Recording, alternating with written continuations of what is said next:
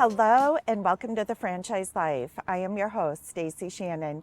Today we are on location in Fort Lauderdale with a very exciting brand called OutFit.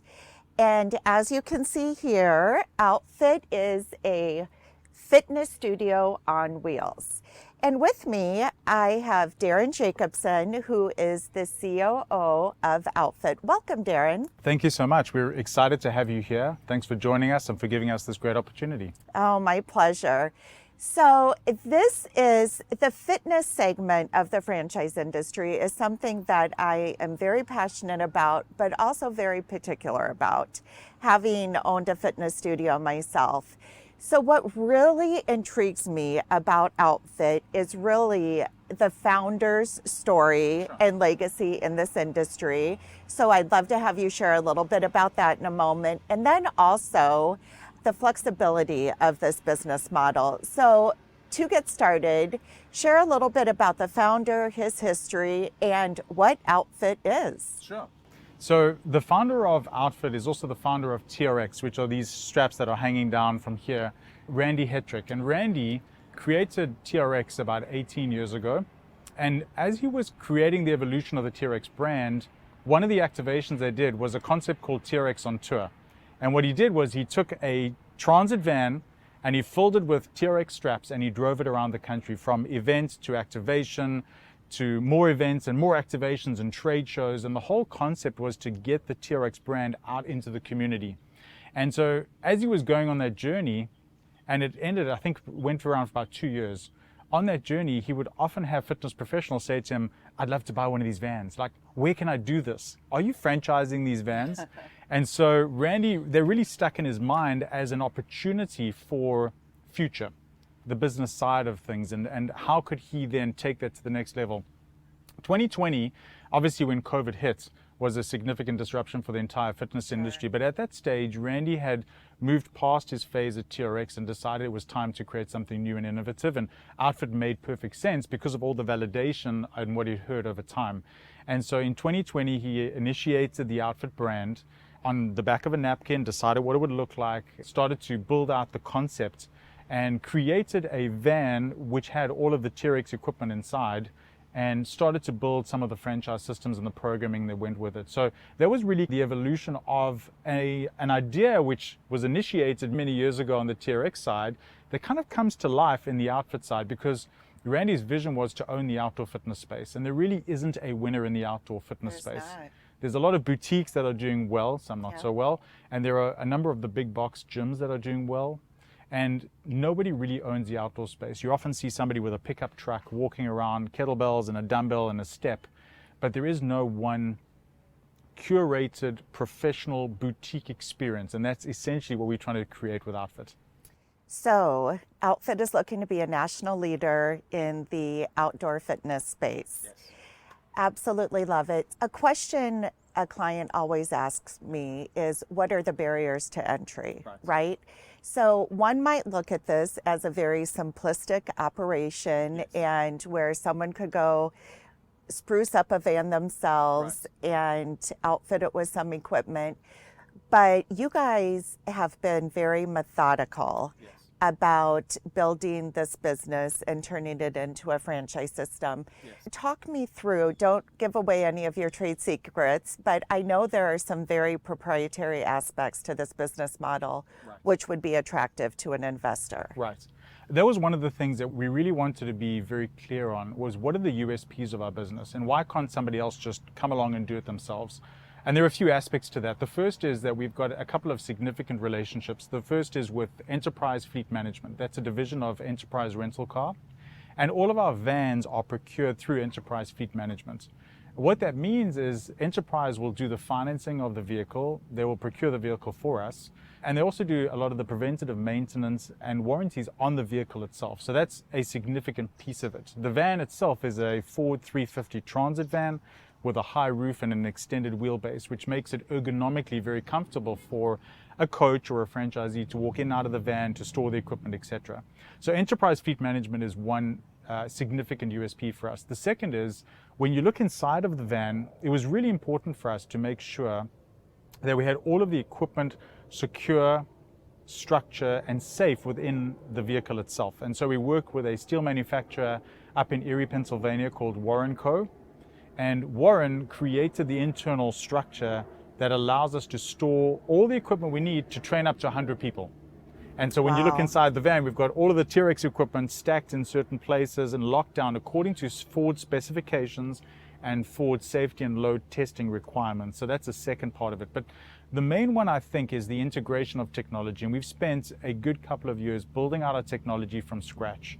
The technology is such a massive part of what we do because it serves a number of purposes. The first is from the consumer side. We have our app, we have our websites, but the app is the true connection with the consumer. On the app, they're able to search for classes, they're able to book classes, make payment for classes, and subscribe to our membership. But it also integrates with geolocation. For example, we're in a park today in Fort Lauderdale. Some of the parks are really big. You can't just say to a member, meet me at the tree by the trash can near the bathrooms. So we've integrated with geolocation, and we drop a pin in the exact location so people can use Waze or Google Maps to come straight to where the van is. That's fantastic. We've also integrated with Recurly and Stripe payment methods. We work with demographics analysis to determine the best location for our franchisees. But we have the front-facing, which is the consumer app, which is for the consumer. We have the back end for the franchisee, which allows them to have all of the data and analytics on the van and the performance of the van, the performance of their classes as well. And then we have the data for the franchisor to make sure that all of our franchisees are healthy as well. So the tech integration is something that is significantly expensive, definitely proprietary, taken us a couple of years to put together. But it is the best of the best integration to allow our vans to really come alive. And what takes it from being a van in isolation, driving around, to all of a sudden a turnkey franchise solution. I love it. And so I think the whole message here is this is not an easily replicatable business model, especially when someone's looking at scaling. So one other aspect that I think is very important to point out, because this is just invaluable, is your class schedules that you've already. So I can see here behind us, we have a TV up here. And as I understand, that swings out. And that's how you feature your classes. So can you talk through the value of that to a franchisee? Absolutely. So the most important thing, first of all, is that our classes are live. There is a live coach that takes you through the workouts. Because we want our franchise experience to be replicated from coach to coach and location to location, we've designed our technology to integrate with the TV as well and with a timing system. So the television, which swings out and faces the class, which is orientated towards where we are now, the television shows a color-coded timing system. And so the participant can take a quick glance at the TV and see if you're in green, yellow, or red. That determines the level at which they're working. Also on the TV will be a timer which counts down the workout itself, the number of sets that you're in, as well as the rest period. And it also gives you an idea of the next movement pattern that's coming as well. So for the coach, the television is a useful assistant. For the member, the TV allows them to see where they are in the workouts and how much time they have before the next movement pattern that's coming. It's also audio as well. So every time the series ends, there's a beep. They know how long the rest period is, and they move on to the next part of it. So the television is your assistant, but what it does do is it makes the programming, and we've got over 2.5 years of programming already done for our franchisees. And so the franchisee will get a PDF of the workouts. The timer is already created for them. They come in, they put their music on with a sound bar, so they have great music in the outdoors with this beautiful sunlight and fresh air. They run the workout the way we've designed it, and it's a full body functional boot camp workout. And we've got a number of different workout types, whether it's interval up, interval down, Tabata, pyramids, AMRAPs. We've designed everything for them. And so the franchisee picks the day, comes out, does the workout according to the schedule with the timer, and we know that people are having a phenomenal workout. So once OutFit has a national presence, we'll use the Atlanta location since you have a presence there now. Yes. The Atlanta clients be doing the same workout as Fort Lauderdale clients? Yes, on exactly the same day, in the time zones that they have or the time slots that they have, they will run the interval down or the interval up workouts because we know programming. And some franchisees may not be as skilled in exercise prescription as we are. Yes, everybody needs to be certified as a fitness professional. Yes, you need to have your CPR, your liability cover, etc. However, innovation may not be at the forefront of a person that's new to the fitness industry. Sure. We've created the programming for you, and if you run the play the way we've designed, we know you will get repeat visits. We know your members will come back because you are curating a phenomenal experience for them. I just can't imagine the amount of money invested in the model itself to get it to the point at where we're at. Okay, so we're in a beautiful park in Fort Lauderdale. You had a class going on here, a couple classes this morning before we got started. But this is not the only venue. Right. So talk me through all the different uses and I guess types of events that you would participate in. Yeah, absolutely. So we have a number of different ways to get the brand out and different locations for the workouts. So right now, parks and open spaces are a primary focus. But an open space can be a mall shopping center. It can be a microbrewery. We have a great microbrewery up in Fort Lauderdale. We roll the van right inside the location and we run a workout and everyone gets free beer after the workout. Oh my gosh. And so there are unique ways. It's a full class every time. Yes. It's a very attractive class. So we have opportunities to do those types of things. Parks and open spaces are our main area of focus. But then we do have collaborations with different businesses in the area. When you think about the revenue streams within the business, there are a number of different ways to operate the van and optimize the van. The first is, which is our bread and butter, the membership subscription for the group classes. The group classes run according to the app. The franchisee will determine the days, the times, and the locations, and people will come and attend those classes, and they pay a subscription for that membership. The second line of revenue is personal training. Once the van is done with the group class, you'll typically drive to somebody's home. You can set up in a cul-de-sac. The awning comes out, create some shade. We've got ice cold water in our Yeti cooler. Wow. We've got fans for creating moving air when it's a little bit warm. And so you can go and run personal training at people's homes. And the great thing about our personal training model is that it always includes a +1. So one person always comes for free. So if I want to train with my wife, the two of us can train for one price. And so we have our personal training model. And then we have our customs and corporate workouts. Corporates is a very big opportunity, we believe. And we've got a number of corporate clients where the van goes to their corporate location, whether it's at lunchtime or late in the afternoon, runs the workout as an employee benefit, and people can work out with us then. And we also have the opportunity to do custom workouts at schools, for example. We did a great integration at one of the schools in Fort Lauderdale where we rolled the van up and we trained the entire football team. And so those custom workouts, we've done pickleball workouts because pickleball's the craze at the moment. We've done pickleball workouts, we've done schools, we've done community centers, church communities, etc. And so we've even done bachelorette parties. And so the van can be used for a multitude of purposes. But as a franchisee, somebody that's looking at this opportunity, it's really important for them to understand that what we want to have is the moving billboard on the road all the time, because that's how people get to know the brand. And so making sure that the van is out there in the community, driving around, doing the corporate workouts, the custom workouts, doing the group classes, and going into communities to do personal training starts to make it a significant value for the franchisee. Yeah, absolutely. You said something to me earlier that when you were giving me an overview of the van, that the franchise is the van. You have the technology aspect of it, right? But this van, and this is another thing that I absolutely love about the model, is the barrier to entry as far as the investment level, right? Yes. People will spend hundreds of thousands of dollars building out a fitness studio that requires a retail space. Yes. The investment level for this is much less, and the total investment is between $93,000 and $200,000. Okay. I'd love to tell you more about that. I think what we have here, there's a couple of things. One is we have a very low barrier to entry. from a financial perspective. Somebody can be in a van, on the road, operating their business within 90 days of signing the franchise agreement. I think that's significant value. It's phenomenal. Not only does that $93,000 include the initial franchise fee of $34,500, but it also includes 3 months of working capital, because people need to obviously get off the ground and start to operate their business.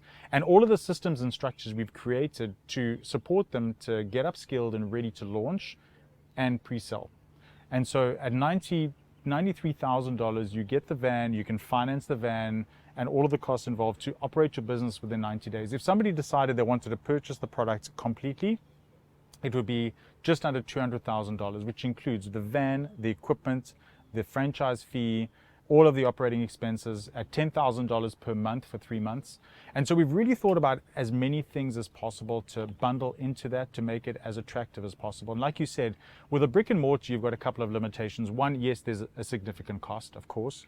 Two, you're rooted to one location, meaning that if I get my location wrong, I'm really going to struggle. And I've had that experience, and that's why we took 2 years to test in our corporate market, because we wanted to try and fail in as many ways as possible, and we did. But one of the things that we really wanted to prove out was the mobility and portability of the van. And we actually launched in a couple of parks where we thought, based on the position, that it would make perfect sense for us, and we didn't see the numbers coming through. And so what we did was we packed up the van, shifted the schedule, drove to a park 3 minutes down the road, took all the members that we had at that previous park with us. It was a different traffic pattern. It was easier to get to for a number of reasons, and it serviced a slightly different community, and our classes boomed. And so it really is about having the ability to make those mistakes, which you don't have with a brick and mortar. And that's where you find the best practices, is through failures many times. And so you've worked that all out for your investors. Yes. Another thing I do want to touch on, because you mentioned this earlier, is the capacity of members that you can train. Right. And that's another thing where a brick and mortar, you're limited to, say, maybe 30 participants, depending on the side for a given class. But with this, I think I heard you say up to 100. Correct. That is incredible. Yeah, we can get, and that's where we really take all of the equipment out and we create as much great flow and structure to the program. We did that with the football team at the school. So we can train up to 100 people with all of the equipment that we have. But what's great about it is we're not limited necessarily by a space constraint. Right. It's really about how big the space is outdoors that we can really draw on. And when we have a limited park area, we cordon off from a health and safety perspective. We cordon off the location of the class so that we don't have any interruptions or traffic flow. But we do allow ourselves to take over fields, to move the van around for different events. We have a great event that happens every month in Plantation in Fort Lauderdale called the Ladies Morning Out.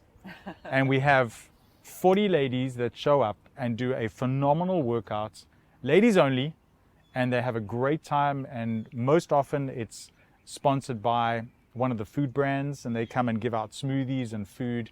And it's a great way to gel the community. And that's one really important aspect of what we're trying to do with OutFit, which is to create community, because having a piece of equipment or having a van, which is really cool and exciting, is one thing, but your brand only scales through community. Right. And so the community activations and the community events are a significant part of where our focus is, not only for the corporate market, but for our franchisees as well. So Darren, that takes us then to who is your ideal investor. I'm hearing a lot about community and collaborations and so forth. So I would think somebody that is outgoing, personable, that cares about their community. So I want to hear a little bit more about the attributes that you're looking for in an investor, and also what type of ownership models you offer. Yes. So our ideal investor, we believe, is most often an owner-operator, somebody that would like to be a part of the fitness industry, may not have all the experience in the fitness industry because that can be trained, and we have all of the materials to be able to do that and all the connections with the certifying agencies. The barrier is not that high.